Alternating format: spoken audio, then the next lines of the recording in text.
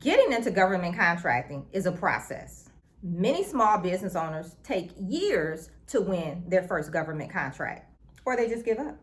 And they continue with their clients in the private sector, chasing clients, dealing with a lot of competition, and then piecing together a bunch of small contracts in the hopes of hitting their income goal.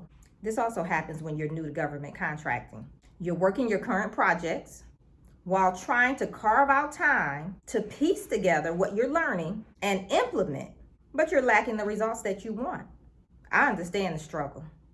I was once new to government contracting, trying to navigate through the government contracting system, trying to understand the solicitation and bid process, and then writing proposals and hoping that it made it through the review process and ultimately that I win a contract. I know how you feel. What if it took you less time than it took me to cross the $1 million mark in your business? To begin the process, there is a major shift you must make. You need to start thinking like a true visionary leader of your business. It's time for you to have the mindset, the vision, and strategy of $1 million government contractor. Positioning tweaks may be necessary. Moving from the private sector into the government sector is different. How you go after contracts will definitely impact your win ratio. And of course, you want more wins than you do losses. Here's what I know about government contracting. It's a lot of work.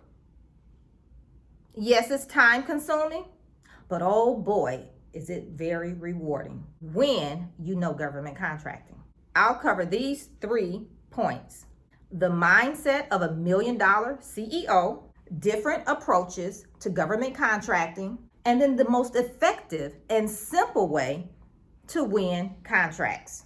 If you want to know the breakdown, come to my event, Prepared for Millions. And you can grab your seat today at preparedformillions.com. So I'll see you soon then.